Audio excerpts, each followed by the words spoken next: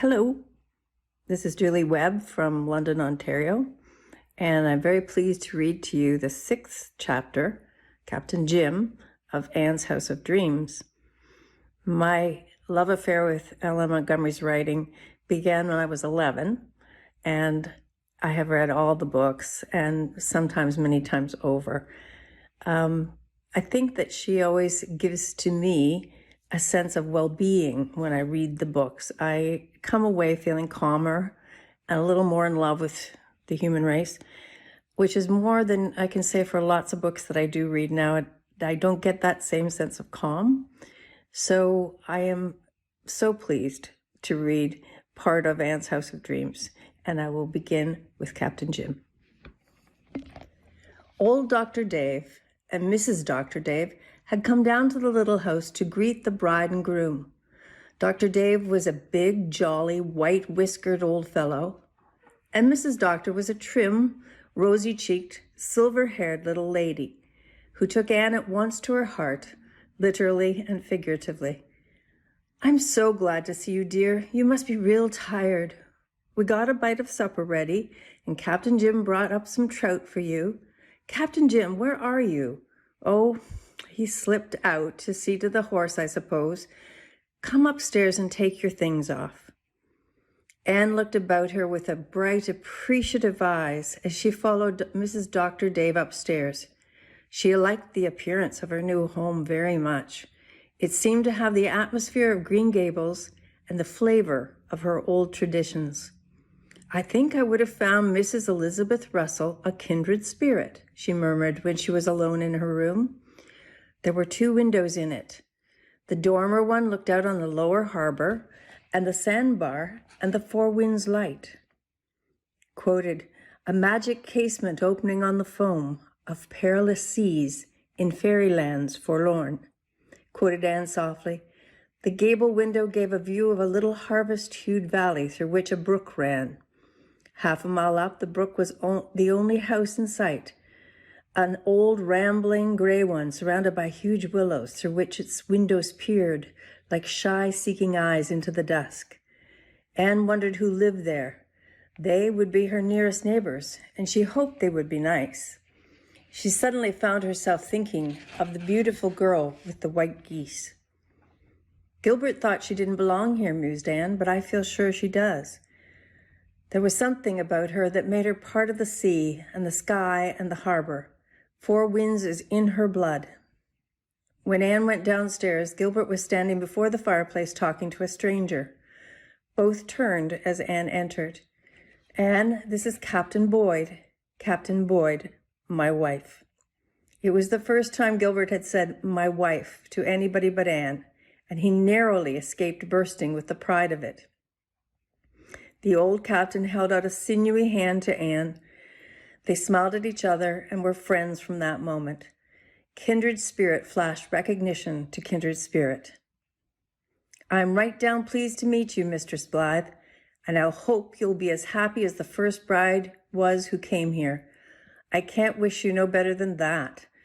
But your husband doesn't introduce me just exactly right. Captain Jim is my week-a-day name, and you might as well begin, as you're certain to end up calling me that. You certainly are a nice little bride, Mistress Blythe. Looking at you sort of makes me feel that I've been just married myself." Amid the laughter that followed, Mrs. Dr. Dave urged Captain Jim to stay and have supper with them. "Thank you kindly. 'Twill be a real treat, Mistress Doctor. I mostly had to eat my meals alone with the reflection of my ugly old phiz in the looking-glass opposite for company. 'Tisn't often I have the chance to sit down with 2 such sweet, purty ladies." Captain Jim's compliments may look very bald on the paper, but he paid them with such a gracious and gentle deference of tone and look that the women upon whom they were bestowed felt that she was being offered a queen's tribute in kingly fashion. Captain Jim was a high-souled, simple-minded old man with eternal youth in his eyes and heart. He had a tall, rather ungainly figure, somewhat stooped, yet suggestive of great strength and endurance, and a clean-shaven face, deeply lined and bronzed. A thick mane of iron gray hair falling quite to his shoulders, and a pair of remarkably blue, deep-set eyes, which sometimes twinkled and sometimes dreamed and sometimes looked out seaward with a wistful quest in them, as of one seeking something precious and lost. Anne was to learn one day what it was for which Captain Jim looked. It could not be denied that Captain Jim was a homely man. His square jaws, rugged mouth, and square brow were not fashioned on the lines of beauty, and he had passed through many hardships and sorrows which had marked his body as well as his soul. But though at first sight Anne thought him plain, she never thought any more about it. The spirit shining through that rugged tenement beautified it so wholly. They gathered gaily around the supper table. The hearth fire banished the chill of the September evening, but the window of the dining room was open, and sea breezes entered at their own sweet will. The view was magnificent, taking in the harbor and the sweep of the low purple hills beyond. The table was heaped with Mrs. Doctor's delicacies, but the pièce de la résistance was undoubtedly the big platter of sea trout. "Thought they'd be sort of tasty after traveling," said Captain Jim. "They're fresh as trout can be, Mistress Blythe. 2 hours ago they were swimming in the Glen Pond." "Who is attending to the light tonight, Captain Jim?" asked Dr. Dave. "Nephew Alec. He understands it as well as I do." "Well, now, I'm really glad you asked me to stay to supper. I'm proper hungry. Didn't have much of a dinner today." "I believe you half starved yourself most of the time down at that light," said Mrs. Dr. Dave severely. "You won't take the trouble to get up a decent meal." "Oh, I do, Mrs. Doctor, I do," protested Captain Jim. "Why, I live like a king generally. Last night I was up at the Glen and took home 2 pounds of steak. I meant to have a spanking good dinner today." "And what happened to the steak?" asked Mrs. Dr. Dave. "Did you lose it on the way home?" "No." Captain Jim looked sort of sheepish. "Just at bedtime, a poor ornery sort of dog came along and asked for a night's lodging. Guess he belonged to some of the fishermen along shore. I couldn't turn the poor cur out. He had a sore foot. So I shut him in the porch with an old bag to lie on and went to bed. But somehow I couldn't sleep. Come to think it over, I sort of remember the dog looked hungry. And you got up and gave him that steak, all that steak," said Mrs. Dr. Dave with a kind of triumphant reproof. "Well, there wasn't anything else to give him," said Dr. Jim deprecatingly. "Nothing a dog would care for, that is. I reckon he was hungry, for he made about 2 bites of it. I had a fine sleep the rest of the night, but my dinner had to be sort of scanty, potatoes and point, as you might say. The dog he lit out for home this morning. I reckon he weren't a vegetarian."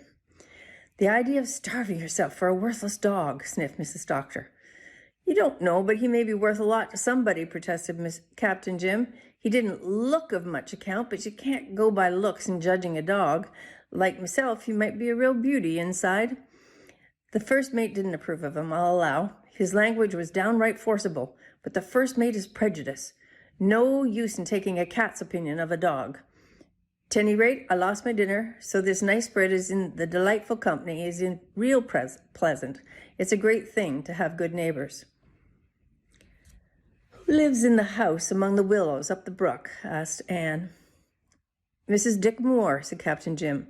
"And her husband," he added, as if by way of an afterthought.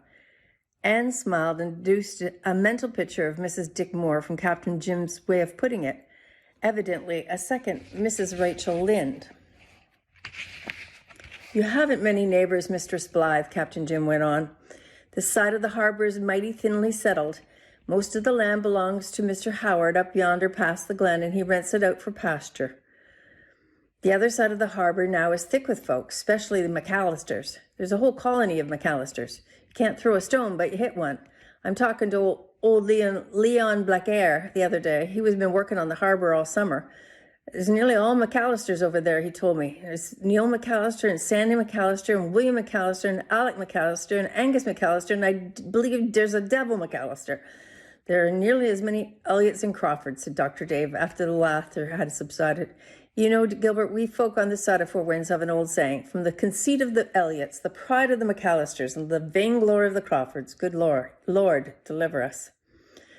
"There's a plenty of fine people among them, though," said Captain Jim. "I sailed with William Crawford for many a year, and for courage and endurance and truth, that man hadn't an equal. They got brains over them that side of the Four Winds. Maybe that's why this sort of side is sort of inclined to pick on him. Strange, ain't it, how folks seem to resent anyone being born a mite cleverer than they be. Dr. Dave, who had 40 years' feud with the over-Harvard people, laughed and subsided.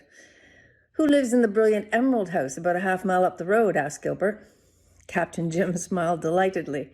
"Miss Cornelia Bryant. She is likely to be over to see you soon, seeing as you're Presbyterians. If you were Methodist, she wouldn't come at all. Cornelia has a holy horror of Methodists." "She's quite a character," chuckled Dr. Dave. "A most inveterate man-hater." "Sour grapes?" queried Gilbert, laughing. "No, 'tisn't sour grapes," answered Captain Jim seriously. "Cornelia could have had her pick when she was young. Even yet, she's only want to say the word, and the old widowers will jump. She just seems to have been born with a sort of chronic spite against men and Methodists. She's got the bitterest tongue and the kindest heart in four winds. Wherever there's trouble, that woman is there, doing everything to help in the tenderest way. She never says a harsh word about another woman, and if she likes to card us poor scalawags of men down, I reckon our old tough hides can stand it." "She always speaks well of you, Captain Jim," said Mrs. Doctor. "Yes, I'm afraid so. I don't half like it. It makes me feel as if there must be something sort of unnatural about me." The end.